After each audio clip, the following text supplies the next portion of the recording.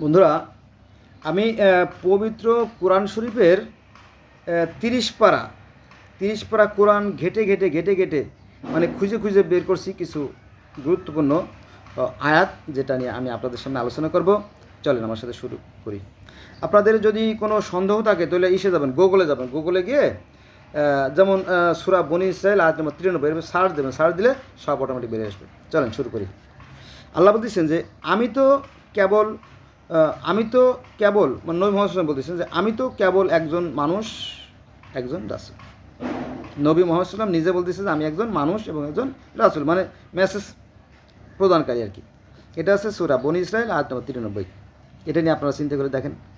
এবং আরেকটা আয়াতে বলতেছে যে বলো, আল্লাহ বলতেছেন নবী মোহাম্মদ বলো যে আমি তো একজন মানুষ তোমাদের মতোই, তোমরা যেমন মানুষ আমি একজন মানুষ, তবে পার্থক্য হচ্ছে যে কি আমার প্রতি ওহী নাজিল হয়। এটা আছে সূরা কাহাফ আয়াত নম্বর 110। আরেকটা আয়াত বলি, তোমার পূর্বে আমি প্রত্যাদেশ সহ মানুষই পাঠিয়েছিলাম। অর্থাৎ নবী মুহাম্মদ বলতেছে তোমার পূর্বে যে সমস্ত মহামানব পৃথিবীতে আসছে তারা সবাই কী ছিল? মানুষই ছিল। এটা আছে সূরা আম্বিয়া আয়াত নম্বর 7। বোঝা গেছে? এবার আসেন আরেকটা আয়াতে আল্লাহ বলতেছে আমি জালেম অধ্যুষিত কত জনপদ ধ্বংস করে দিয়েছি এবং তদস্থলে অথবা তারপর আমি আবার নতুন জাতি সৃষ্টি করেছি।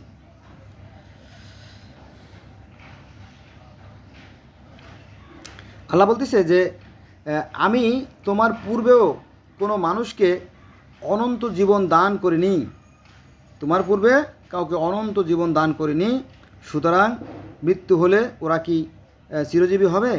এটা আছে সূরা আম্বিয়া আয়াত নম্বর 34। আল্লাহ পাক আরও বলেন কোরআনে যে জীব মাত্রই মরণশীল। এটা আছে সূরা আম্বিয়ার 35 নম্বর আয়াতে। বোঝা গেছে বিষয়টা?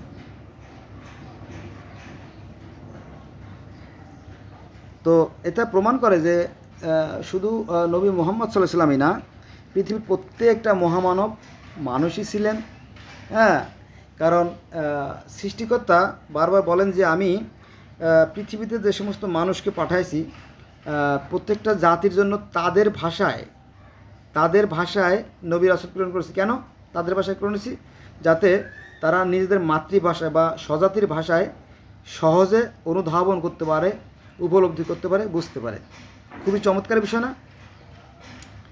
আবার মানুষকেই পাঠাইছি। বন্ধুরা, মনে করেন যে এই যে একটা কাঁচ বা প্লাস্টিকের সাথে আপনি যখন কাঠ জোড়া দেবেন তখন কিন্তু মিশবে না। মিশবে? আপনার স্বর্ণের সাথে মোম অথবা রাবার প্লাস্টিক যদি জোড়া দেন তাহলে মিশবে না, ভঙ্গুর হয়ে যাবে, তাই না? যে ম্যাটেরিয়ালস তার সাথে অনুরূপ ম্যাটেরিয়ালসের জোড়া দিলে সেটা কি মানানসই হয় এবং সঠিক হয়। তো সৃষ্টিকর্তা ওই একই কথা বলছে, আমি মানুষকে রিপেয়ার করার জন্য, নষ্ট মানুষদেরকে জন্য রিপেয়ার করার জন্য আমি মানুষই পাঠাইছি। কিন্তু এই নিয়ে সাধারণ মানুষের মধ্যে কলহ বিবাদ আছেই। খোদ আলেমরা নিজেরাই কি করে? ঝগড়া ফ্যাসাদ করে। তাহলে আমরা কি শিখবো বলেন? আল্লাহ এই ব্যাপারে বলেন যে দেখেন, কিন্তু মানুষ তার যে নিজের ধর্ম, সেই নিজের ধর্মকে বহুদা বিভক্ত করেছে।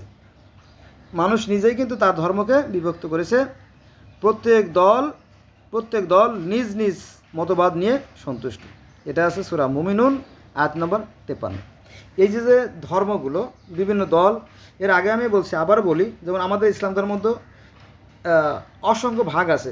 যেমন এর আগে 36টা ভাগের কথা আমি বলছি, এবার কয়টা আমার মুখস্থ আছে আমি জানিয়ে দিই। যেমন শিয়া, সুন্নি, মুতাজিলা, খারেজি, রাফেই, দ্রোজো, শান্ত, ইজদি, বাহা, হিজবুত তাওহীদ, আহমদ, মুসলিম জামাত, কাদিয়ানি, শরীয়ত, মারুফত, তরিকত, হকিকত, শাফেই, মালিকি, হাম্বলি, হানাফি। তারপরে আপনার সাদপন্থী, জুবাইরপন্থী, তারপরে আপনার আহলে হাদিস, আহলে কোরআন, তারপরে আপনার জামাতে ইসলাম, তারপরে আপনার হিজবুত তাওহীদ, এরপরে আপনার আটরশি, সরসিনা, হ্যাঁ, তারপরে আপনার কি জানি ও কওমি, জামাতে ইসলাম, নানান ভাগ করা হলো। 4 5 20 আর 28 29 30টার মতো হয়েছে, 30টার মতো হয়েছে, 30টা 40টা 70টার মতো ইসলামী রাজনৈতিক আমাদের বাংলাদেশে আছে, বুঝছেন। তো আমি মনে করি এগুলো আসলে ধোঁকাবাজি। সৃষ্টিকর্তা প্রত্যেকটা মানুষকেই ভালো মন্দ জ্ঞান দিয়ে সৃষ্টি করছে। হ্যাঁ, এই ধোঁকাবাজি থেকে সাবধান থাকবেন এবং ভালো কাজ করবেন, কারণ ভালো কাজের ফল কখনোই খারাপ হতে পারে না, আর খারাপ কাজের ফল কখনোই ভালো হতে পারে না। আর জান্নাতে যাওয়ার শর্ত একটাই, সেটা হচ্ছে ভালো কাজ।